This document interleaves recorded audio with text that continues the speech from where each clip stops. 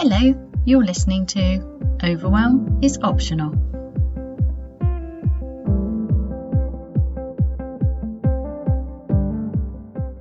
Hello, in this episode I want to talk a bit more about how overwhelm happens when we get stuck in our heads, which is where we spend a lot of time living at the moment, and how strengthening this connection with our bodies really helps, and how it helps. And I just wanted to explore that a bit more because I've got an online course, and it's my first online course, so I'm really keen to look at what's going on with it. And I've been talking to people who have taken it and the effect it's having on them, and I'm really interested because there's a whole load of hidden benefits going on which aren't intentionally put into the course. And it's all teaching this method which I've been teaching you for free on this podcast, and I've just wanted to explore it a bit more because I think there's some hidden gems there which can help you, and it would help me to just explore the ideas with you and see if we can pull out the gold.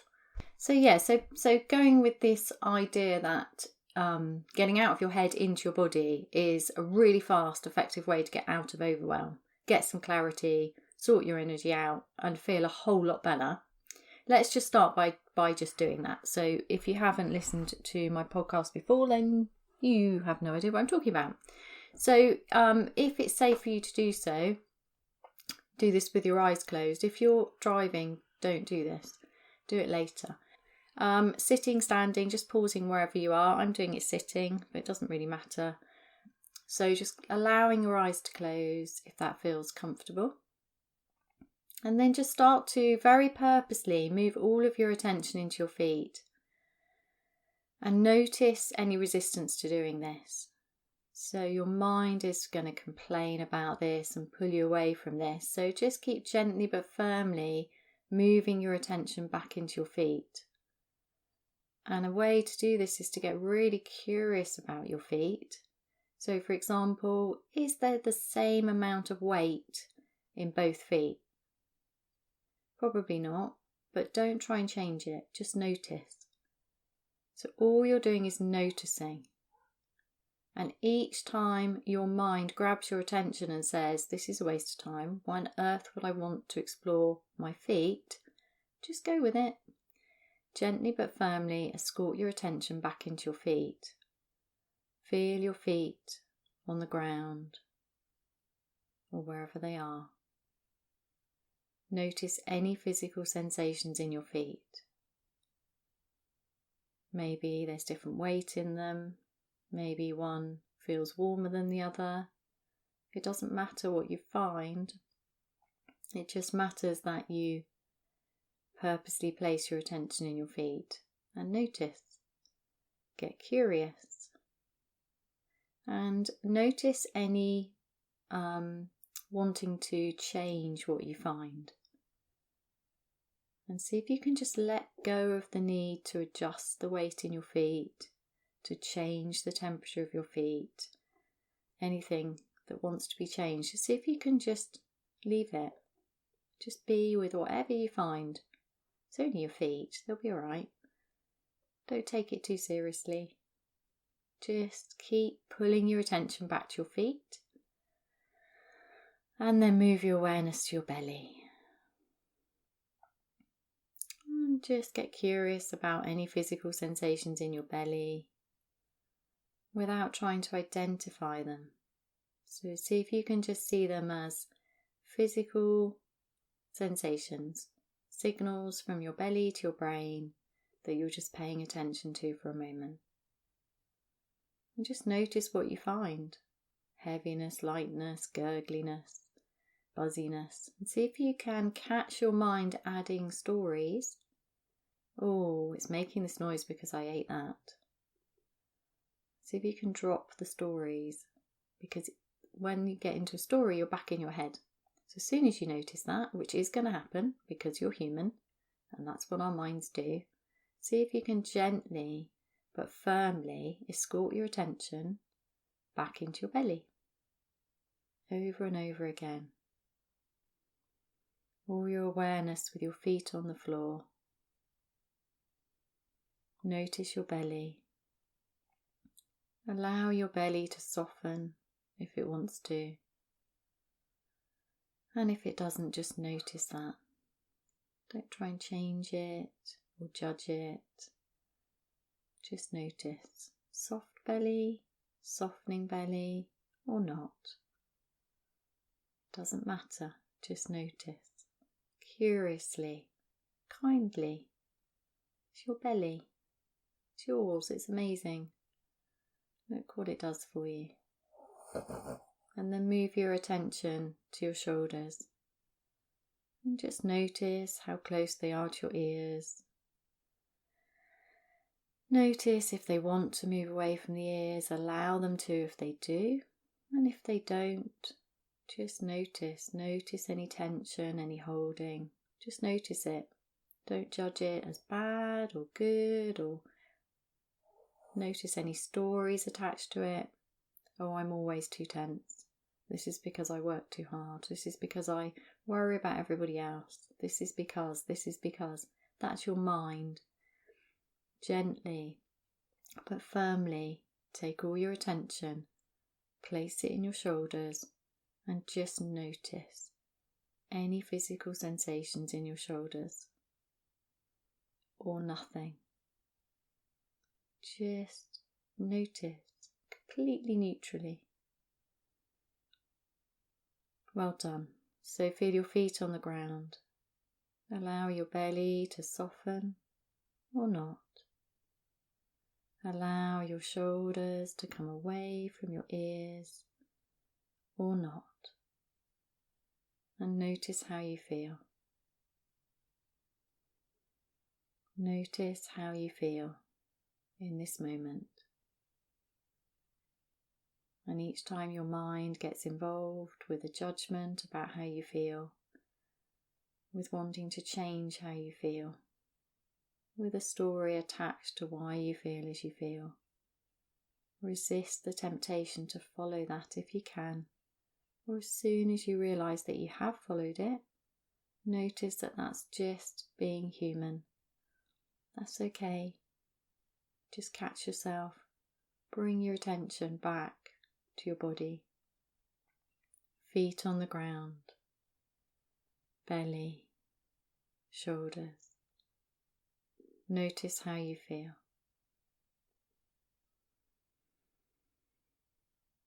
Well done. And then when you're ready, gently and slowly opening your eyes. And just check in again. So after doing that, how do you feel? What's your mind up to now? Just notice. It is enough to notice, and I found this is really important. I've been teaching this for a while now, and it's really interesting how hard it is just to notice. We always want to do more, we want to push, we want to change. And I think this is what's contributing to our overwhelm and exhaustion. Because actually it's really difficult to just be with what is. And it sounds a bit hippie, doesn't it? I just need to be more. But then if you're trying to just be, then you're still trying. It's really hard. It's very, very difficult. Very difficult. I think animals are better at it, but they don't have these brains that make the internet and other awesome things we can do. Although some of them do have amazing brains and are probably much better at this than us. But anyway, this is about you, and you're a human, and you have this amazing mind. But maybe it's time to learn how to control it better, how to steer it so that you can be happier and healthier and wealthier. Because let's face it, being overwhelmed by everything, by life, and by also internally by the constant stuff that's going on in your head is just exhausting. It's very unproductive because it's incredibly hard to get the clarity to take the best steps that will make the biggest difference to whatever dreams you have and whatever big, hairy, audacious goals you have. It's very hard to get clear on that when you're struggling, battling against this constant overloaded mind. It's also exhausting And I do find this really, really interesting, how after a day of losing my mind, my body aches. I find this continually interesting. And also there's the whole nervous system out of sync thing, because I firmly believe that when we spend too much time in our head, which is a very Western driven, striving thing at the moment, then we miss out on all of this wisdom from our bodies and our hearts. And my best days are when I feel more connected. And it's never going to be perfect. I'm never going to it's highly unlikely I'm ever going to manage to spend all my time completely connected to my heart and my purpose, and connected to my body and really listening to my body and doing what's best for my health while using my brilliant mind, because that's pretty hard. But actually, what I find is tiny, tiny changes have huge impacts. And what's really encouraged me this week is I've been doing a lot of talking to people who are doing my online course at the moment, where I teach this. And there's all these different effects that are really powerful, but are coming from just noticing. It's really exciting. So yeah, I just wanted to kind of pull some of that out for you and see if you wanted to get some of these benefits. So that it's a body-centered mindfulness practice that I've just done with you.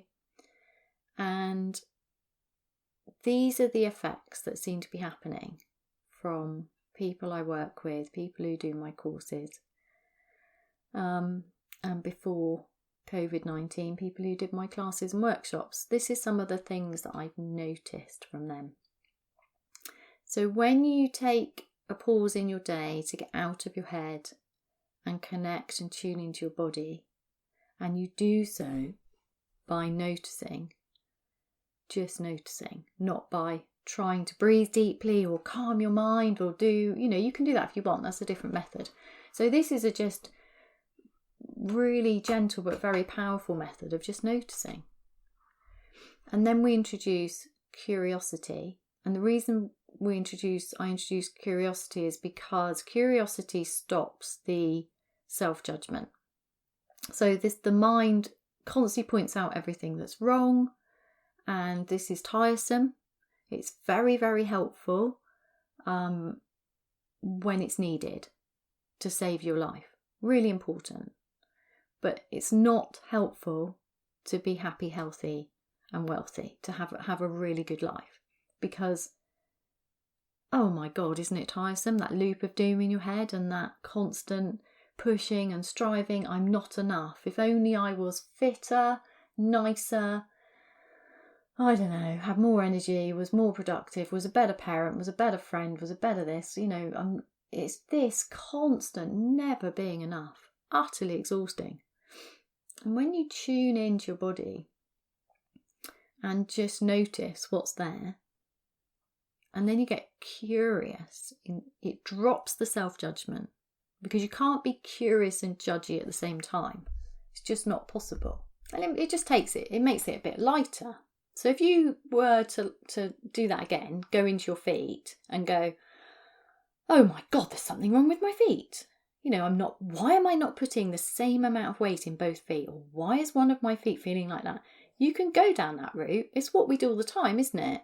So for example, sometimes when I get up in the morning and I go downstairs to make a cup of tea, I'll get a pain in one of my knees. And then immediately my mind goes into, oh no, there's something wrong with my knee. What should I do? I should Google that. Maybe I need to do this. Maybe it's something wrong. Maybe it's my age. Maybe it's an old running injury.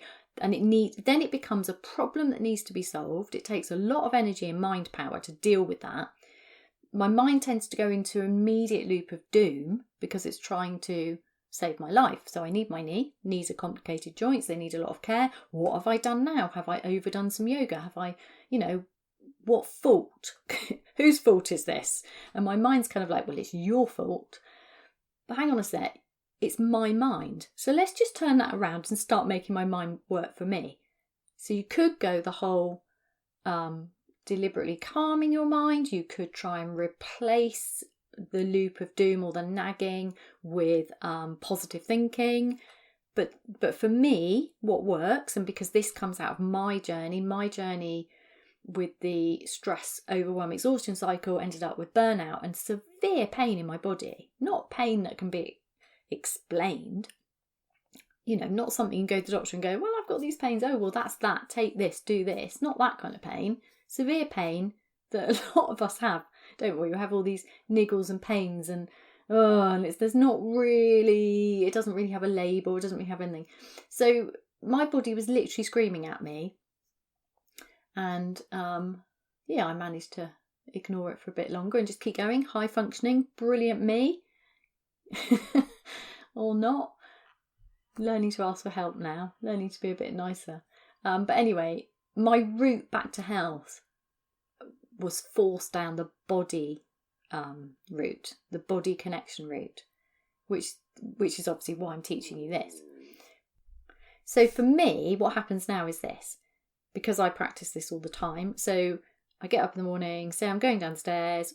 Oh, that's an interesting sensation in my knee. Actually, it doesn't quite happen like that. The knee pain happens, if it's knee pain or whatever's going on.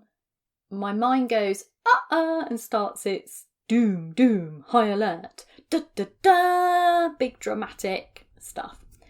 And I find in general, because I practice this all the time, I find it quite easy to go, there is a sensation in my knee. And this sounds crazy, doesn't it? It's like, there's a sensation in my knee. Actually, it's even more than that. It's even funnier than that, because now I'm saying it sounds really silly. So I'm bringing in the curiosity, which is the next level. So you do the noticing. You purposely take control of your attention. You notice your body. And then you bring in curiosity, because it stops that mind crazy, naggy stuff. And so now I'm trying to slow down what happens in a split second, because I do this all the time. And it's quite hard to explain, and it sounds bonkers. Now I'm saying it out loud. Anyway, so pain in my knee, mind goes high alert. I do my mindfulness tuning in practice. So instead it's averted by, curiosity. That's interesting. Which is funny in itself, isn't it? And then literally, then the next step is bringing in self-kindness. So it's a 4-part method. Notice neutrally, purposely take control of your attention. So when your mind gets alerted, you bring it back to the body. Thirdly, get curious, because it's funny. It becomes playful and light and not so serious. And it drops the self-judgment, and it stops the mind in its tracks from its loop of doom and nagging and drama, knee alert. And then fourthly, the self-kindness, because self-kindness is amazingly powerful. So self-kindness is a necessary prerequisite for resetting your nervous system. It brings so much, but it's seen as a fluffy thing. It's seen as a self-indulgent thing, but it's not. It's such a powerful thing to learn. And just allowing that kindness. So it's just like this. It's just straight into, my knee needs some extra care today.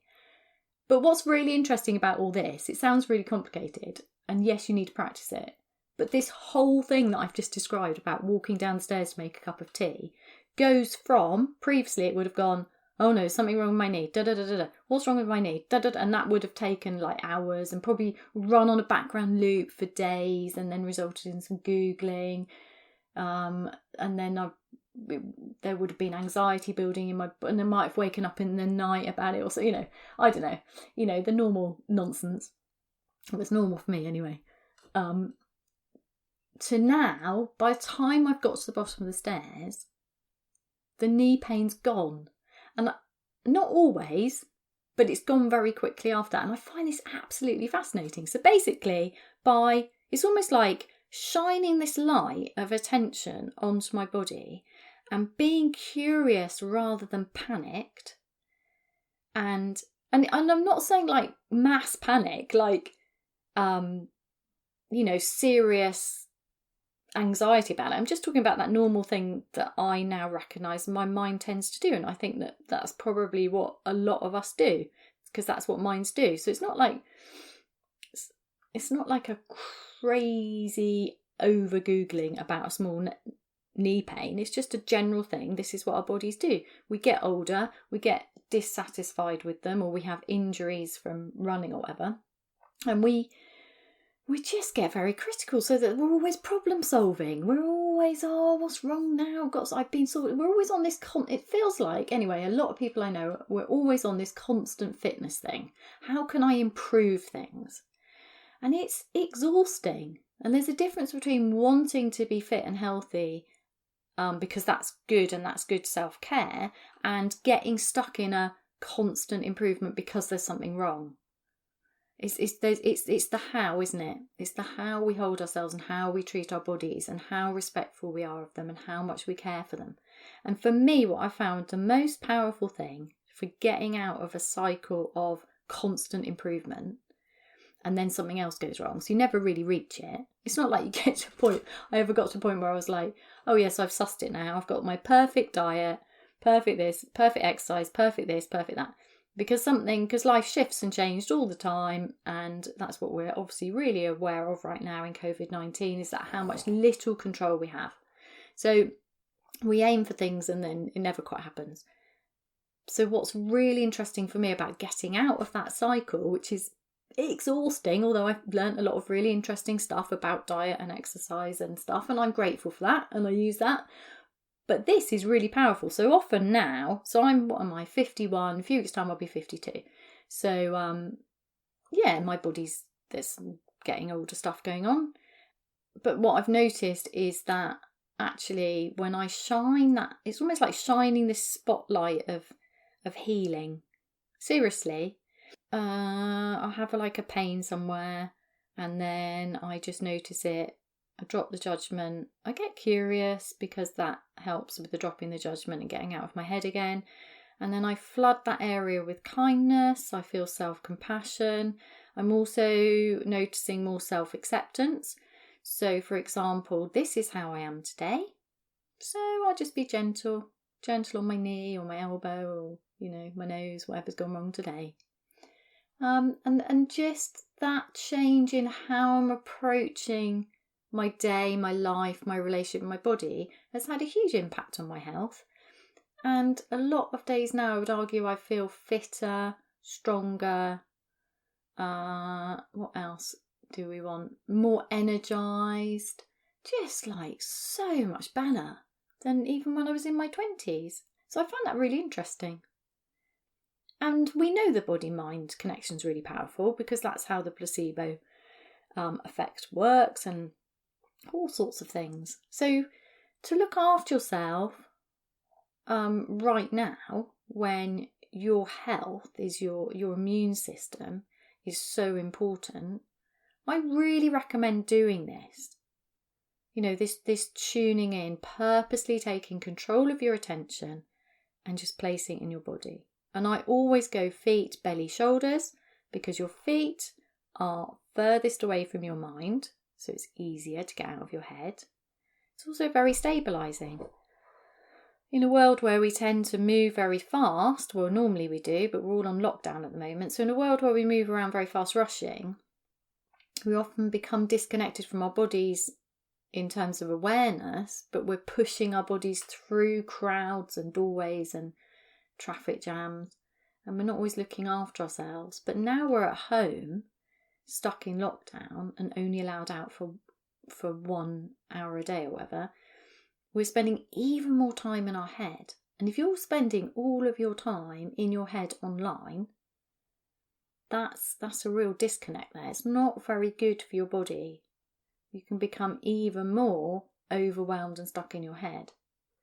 And even if you can't do all the exercise you want, even if you really don't have any space at home because you're stuck in a house with your family and they're driving you mad, this practice creates space for you. And I was just going to read something from David Whyte, who's my favourite poet. And when I say favourite poet, that sounds like I have favourite poets. He is the poet. He is the poet that changed my life in terms of writing words that resonate with me so deeply that I just feel understood. And also, I hate poetry. I don't read poetry, and I don't know how this happened. I can't even remember how it happened, how David Whyte just snuck his poems into my life and changed my life. So when I say he's my favourite poet, yeah, he is. Well, he's not my personal poet, obviously. He belongs to himself, and lots of people love his work, and it's not surprising. But yeah, so I don't know how to introduce what I'm going to... Anyway, David Whyte, go check out his work because he's amazing, and he's reading a lot of stuff online right now, which is really helpful. Anyway, this is actually from his lovely, lovely book of prose called Consolations, the Solace, Nourishment and Underlining Meaning of Everyday Words. And there's a short chapter on rest. Now, what we're talking about today, we're not actually talking about rest, and I would like to do a whole episode on rest because it's so important. But I wanted to use one of his sentences about rest because I think that these pauses and tuning into your body, feet, belly, shoulders, are like a mini rest. I think they're a whole lot more than that, and I do actually teach mini rests, which are purposeful rests in a different way. But I think that pausing and tuning in and then responding to what you find, that can create space. It creates space in your body because your body's heard. And as your belly starts to allow softening, as your shoulders start to come away from your ears, which seems to be quite a normal response, not for everyone and not always, and it's going to be different every time you do it. As that happens, space is created inside the body. And this space, if you're stuck in a house full of chaos at the moment and you're really struggling with that, even if you love your family, and let's face it, families are tricky. It's not like you're all going to get on all the time, and some families are very, very difficult to be in. So this creating of space for yourself in the middle of the chaos is a really helpful practice. And I'm just going to read these words from David Whyte because I find this really helpful. So he talks about the experience of rest, and there's loads of beautiful words, but you need to go check out him reading this. I just wanted to pull this one sentence, the idea that we can be rested while putting together an elaborate meal for an arriving crowd, whilst climbing the highest mountain, or sitting at home surrounded by the chaos of a loving family. I'm going to read that again. We can be rested while putting together an elaborate meal for an arriving crowd. Now think about that for a moment. Putting together an elaborate meal is pretty stressful anyway, because you've got the timing, you've got a lot of things to think about, and if somebody disturbs you, you forget to do something and it tends to go wrong, doesn't it? So I love this. We can be rested while putting together an elaborate meal for an arriving crowd, while climbing the highest mountain. Now that's really interesting, isn't it? Because climbing mountains is a major physical feat. The idea that you can be rested while doing that rather than pushing. I just love this idea that he presents. Or sitting at home surrounded by the chaos of a loving family. I'd also like to kind of say, or sitting at home surrounded by the chaos, because not everybody's in a loving family. And I just wanted to suggest the idea to you that whatever's going on for you at the moment in lockdown, this idea that you can pause, and you could do it without anyone noticing. So you could do this secret practice. You don't have to close your eyes, but by purposely moving your attention away from the external chaos, the noise, the demands of your children, the demands of your partner, whatever's going on for you, or the demands of trying to work at home, whatever's going on, you can just, even for a minute, take a break and create space for yourself. So that pulling in of your attention away from the external chaos and then pulling it out of whatever's going on in your mind and purposely placing it into your body, that creates a little oasis in your day for you, and it's incredibly nourishing. So there's a couple of things I want to help you with here. The first is, so I'm trained in the Zen tradition. So I trained with retrained with a Zen master, which was an amazing experience as a Zen yoga teacher. And so I like this idea of beginner's mind. So for me, that means that each time you come to do this practice, you come without expectation. Because the problem is we're constantly striving, which adds to our overwhelm, because in that striving is a pushing action as opposed to an aligned allowing, a working with clarity towards a goal. So there's self-discipline with clarity, which is really effective when you're aligned, body, heart, mind. This is what brings me joy. This is what I feel like I'm here to do. This energizes me. So that creates health in your body, wealth, because you're able to earn well, and happiness because you feel aligned. You feel like you're doing something purposeful that helps the world. And I'm not talking about necessarily, big, huge ventures. I'm very mission driven. I want to get everybody out of overwhelm so that they're connected to themselves and they are super healthy, super focused, able to share their gifts with the world. We all share our gifts, the world gets better. But I just mean like how you're doing things. So if you're working in a bank, for example, how present are you? How much are you? How well are you looking after yourself so that you have the energy and presence to be there for your customers and your team members? It's how we move in the world that matters. It's not what we do. Obviously, the what is important as well. But if you start with the how and the why, the what comes anyway. So how we move through our day, how present we are to listening, how kind we are, how well we look after ourselves and respect and honour our bodies. Coming from that place makes a huge difference, but very gently, because it just ripples out. So when you come to do this practice, if this is what you want to do, which I hope so, because I find it literally life-changing. When you come to it, if you come to it with a striving, I'm not very good at it. Last time I wasn't very good, or last time it made me feel really good. It made me feel really calm, but this time it's not. It's not an effective way to do this because you're back in your head. So bringing this Zen beginner's mind, or the way I'm interpreting beginner's mind for myself and my work and my life, is that you come anew. You come like you've never done it before. So each time you come to do it, it's a new experience. It's not linked to how you did it before. Because that, once again, introduces that lovely curiosity. It becomes a lightly held practice. It becomes a playful. It's just easier. Take the path of least resistance. Don't set yourself up for fail. It's like meditating, and this is a form of meditating. But if I teach just straight meditation, what I notice is people want to achieve something. So it's a very Western-driven thing to want to use these old Eastern practices in order to achieve better productivity or clearer mind. And yes, they do result in that. But if you aim for them, you just make it harder. Don't make it so hard on yourself. So yeah, I would suggest bring a beginner's mind so that you're not setting yourself up for judgment. Just get out of your head. Pretend you've never done it before. I mean, in general, what happens is it gets easier because you do get practiced at it. Of course, it gets easier, but it's even easier if you bring a beginner's mind. And I want to make it really super easy for you.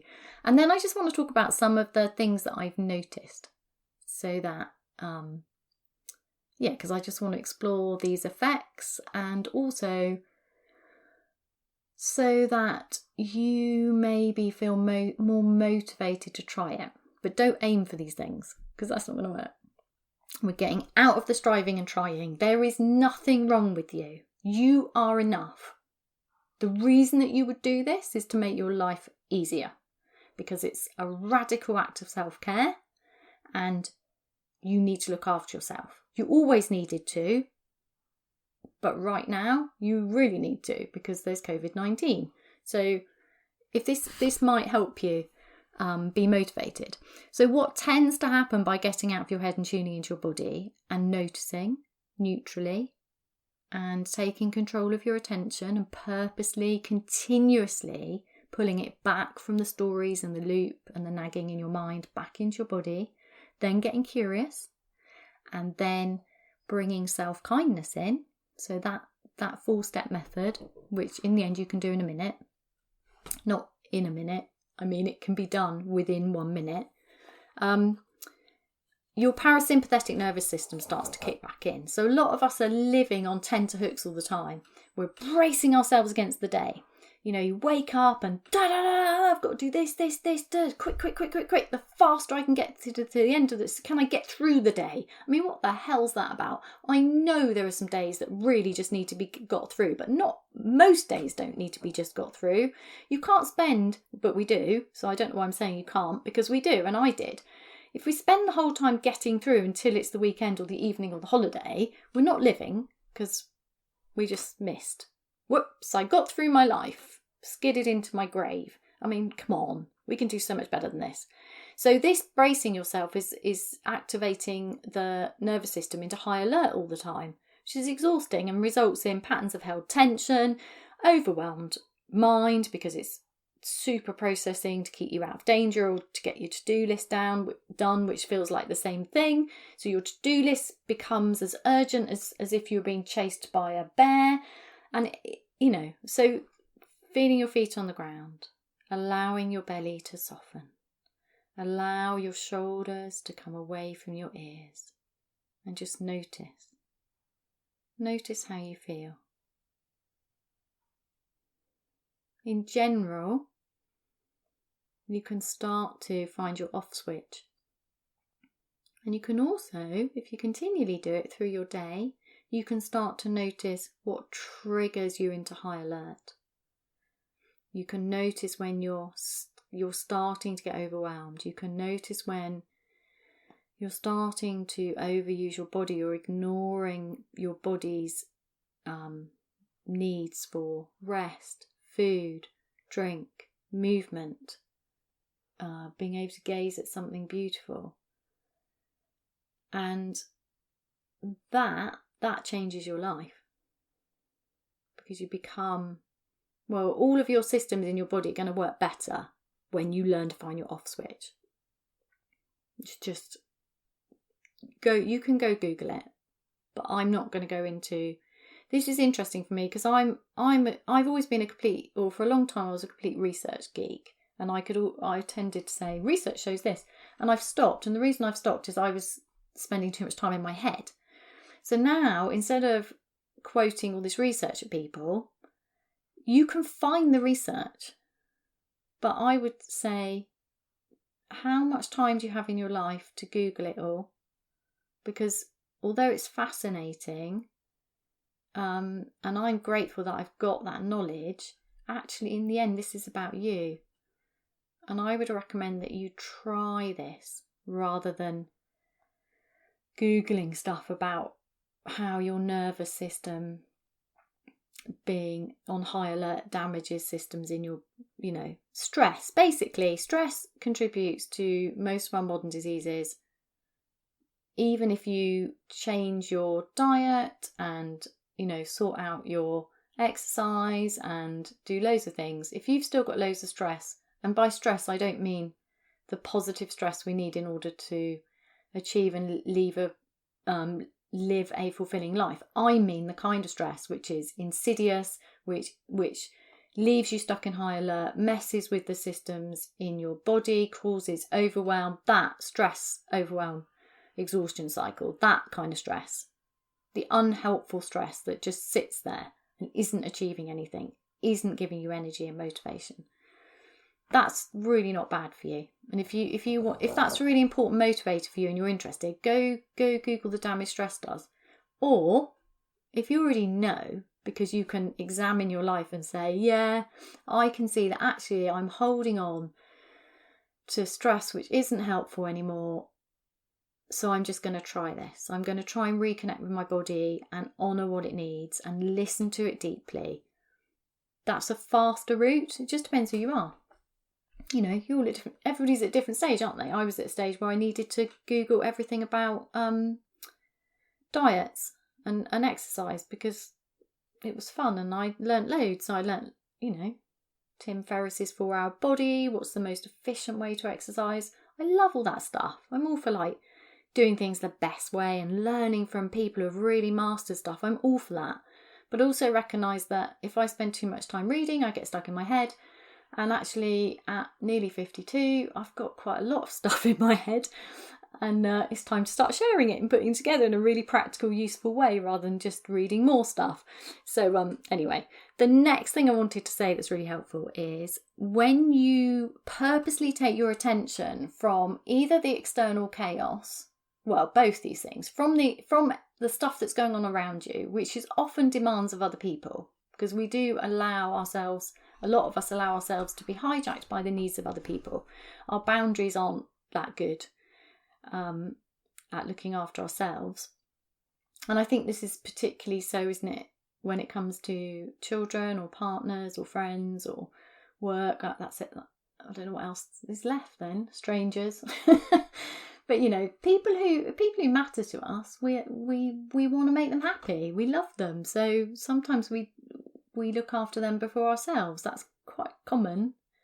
So purposely just placing all of your attention onto yourself just for a few moments is a huge, radical act of self-care. It signals to your very deep core of your being that you matter, that you're listening now. And what often happens is you find that actually your body has been trying to tell you loads of stuff for ages.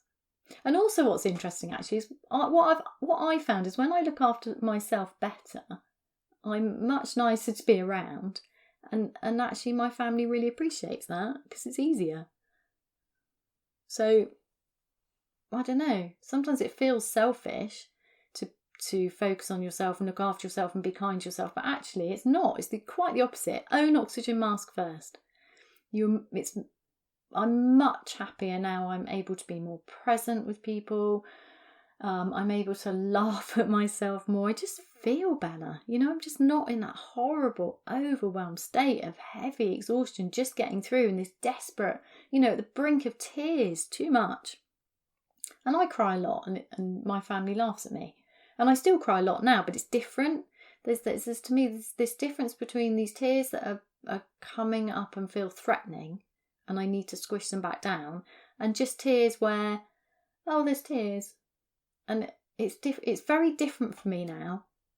And I see tears as part of who I am.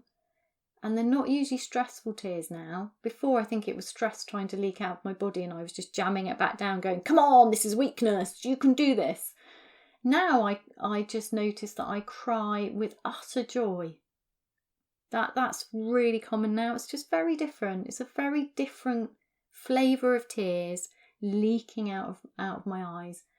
So let's give you a funny example. I'll give you 2 funny examples. No, actually I'll give you 3 and that's enough laughing at myself for one day. So one is we went to Dorset Arts Week a few years ago and walked into a barn. And there was some amazing, beautiful carved bowls and just amazing, and lots of pictures. And I saw this framed photograph of a newborn calf, and I cried with joy. It just really moved me, and yeah. And my partner secretly bought it for me, and it's on our wall. And how amazing is he? Another time is a few months ago. We were in the New Forest and going for a walk, and we came across this, oh God, I'm not a horse person. I'm so sorry, horse people. We came across a baby horse, and I know they're not, what are they called? Whatever they're called, foals, but quite a big one, so probably not a foal. Anyway, a young horse or pony, or oh God, I hate it. You can see I have insecurity about talking about horses. Anyway, never mind. This young horse, and he or she, I can't remember, just let me be like only a metre away. And I just knelt down and just stared with utter awe, and tears came to my eyes because of the beauty. And then another funny time that you can laugh at if you want is I reckon every time I'm given a present, I just cry. If the present resonates with me and it's like, oh my God, this person understands me, then I just cry. But it's not the kind of tears where when I was burnt out and I was constantly aware that I was just about getting through. You know, that kind of bracing, high functioning, completely overwhelmed, pushing, forcing my mind to process really complicated stuff and plan and, you know, be present for people and be nice. It was all push. Whereas now, I'd say more of the time, I just have that awareness. It doesn't mean I'm like this super amazing person who's always present and listening. Oh no, I'm an ideas person. A lot of the time, I'm still in my head, processing lots of ideas. But I'm much more aware of it. So I'm aware that I'm not really present because I'm processing ideas. And there's just that subtle difference which makes it seem small, but it's huge. And it's huge in the way that I am with people. It's huge in the impact it has on myself and my energy and my self-worth. It's very exciting. Anyway, another obvious benefit is that by doing this practice, you're getting out of your head, which, let's face it, for most of us is a welcome break. That in itself is a rest. Just to realise that we don't have to be in our heads, that we don't have to listen to the story, that loop can carry on without us, and it will carry on, because trying to stop it is really hard. So don't try and stop the loop of doom in your head or the stories or the nagging. Just choose to place your attention into your body because it's a break. Now, other things we do as humans to get out of our head include taking drugs, drinking alcohol, watching Netflix, participating in exercise that pushes us out of our heads. So like, because it doesn't always, does it, exercise? I find exercise really interesting. So sometimes when I used to run, it would feel really meditative. And other times, if I was kind of really felt like I needed to run, like I was trying to run away from my thoughts, it really didn't happen because they came with me and that loop continued and the running really didn't help. So I find that quite interesting. But sometimes you can use exercise as a kind of purposeful state changer, and that can be wonderfully helpful, nourishing, or it can actually be the opposite. And I'm still thinking about that and examining that idea. And then the practice of just noticing drops the self-judgment, which is enormous. Try it. I was talking to somebody, a couple of people this week, who were saying, I realised how I'm always judging myself. I'm always thinking there's something wrong with me. And it comes down to this, drive to want to have this amazing life. And that's what I love about myself and some of the people I work with, is that this dissatisfaction, this wanting to be better, is actually coming from this amazing love, this amazing like wanting to be the absolute best.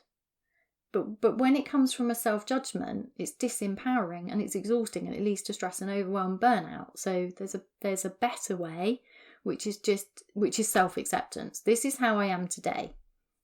If you start with that, good stuff happens. I promise you, try it.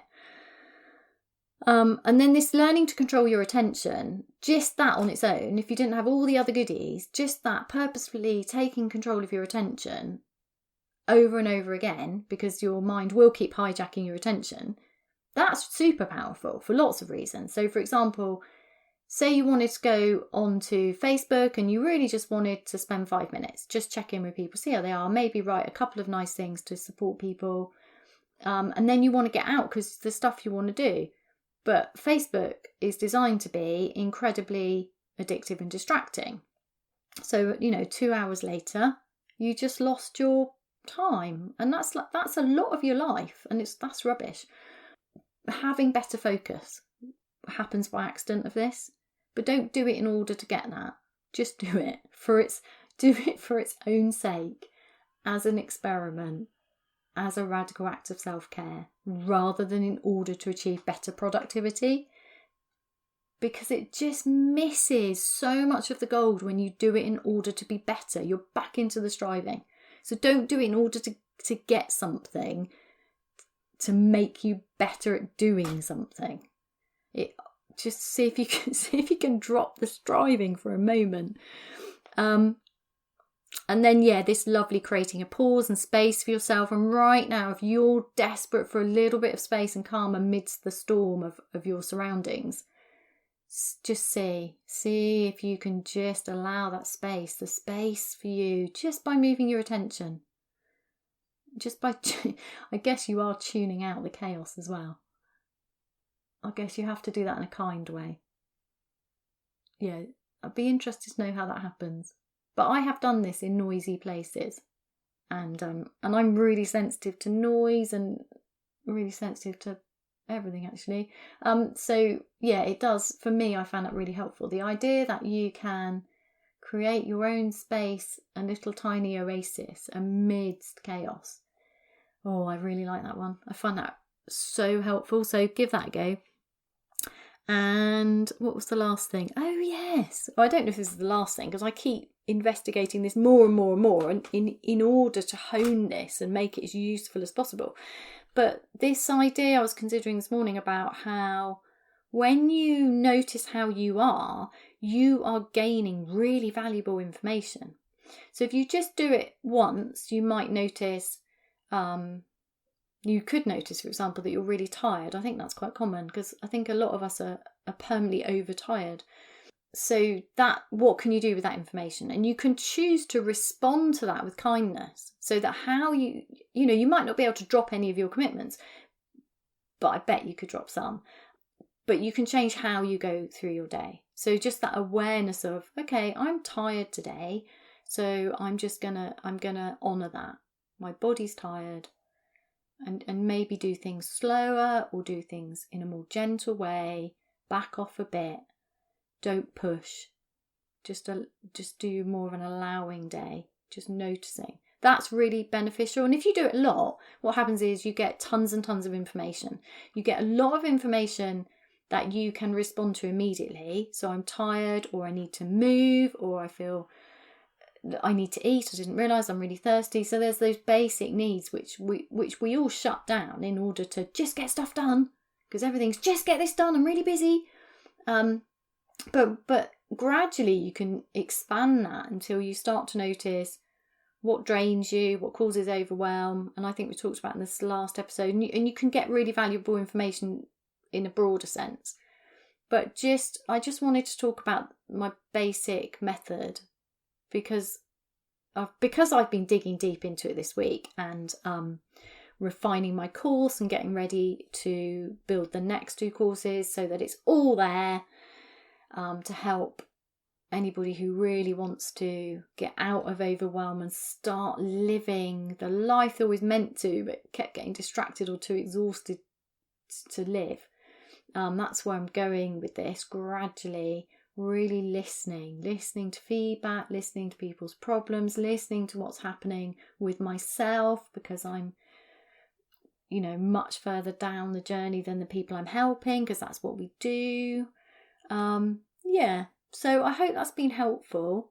I hope that's convinced you to give it a go. I'd really like to end with just doing it again, so you can just end the podcast feeling really connected to yourself. So if you want to join me, just pause, close your eyes if you can. If you can't, keep them open. In fact, should we do an open eye one? I don't know, it's harder. I'm about making it easier. When you shut your eyes, you shut out 70% of stuff. But if you're at home with a busy family, would that draw their attention to you and make them annoy you? Or, I don't know, you decide. And can I just say that we have this idea that if things were different, everything would be easier.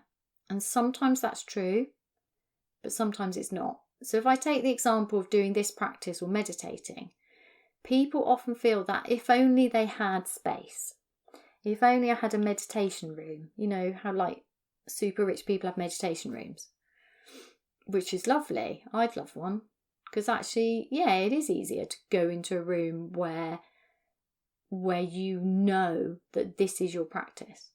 But what's really interesting about that is I've been on silent retreats, and what's really interesting for me is just how noisy it is in my head. So actually, it's not necessarily easier or better to do this without any distraction. I think it's easier to practice it without distraction, which is why I recommend closing your eyes. But actually, it's not always easier, because there's always going to be something that disturbs your coffee. Life isn't perfect. Yes, there are things we can do to live more in alignment with our own needs, energies, embracing our uniqueness, developing self-acceptance. But actually, as we all know really well right now, we have very little control. At any point, anything could happen. And if there's one thing that COVID-19 is highlighting, is just how little control we have. So I think it's better to go with just doing this practice or meditation, or whatever your practice is, to center yourself and nourish yourself. It's better to just do it rather than waiting for this perfect time, because there's never going to be a perfect time. Today is the day you need to do it. And I can't remember who says it. Can't remember at all. But there was somebody big, famous, I think, in the meditation world. And there's some quote. Oh, this is terrible. And I can't remember who it is, but it doesn't really matter. So, and they said, and they usually meditate for an hour a day. And somebody said, you haven't got time because we've got to do this. And he said, apparently, he said something like, well, in that case, I'm going to meditate for 2 hours a day. And that's quite an interesting thing, isn't it? So when we're busier, when we're more liable to be distracted, we need to practice more, not less. But we tend to do the opposite. We tend to go, I am too busy to meditate. I'm too busy to tune in and listen to my body today. Stop doing that. You are important. You matter. Radical acts of self-care. Do this now. So close your eyes if you want to. It's easier. And feel your feet on the ground. Get curious about any physical sensations in your feet. And each time your mind grabs your attention, gently escort your attention back to physical sensations in your feet. And then your belly. Allow your belly to soften. Or not. Just notice. Allow your shoulders to move away from your ears if they want to. And if they don't, that's okay. Just notice. Feet on the ground. Soft belly or not. Shoulders moving away from your ears or not. And notice how you feel.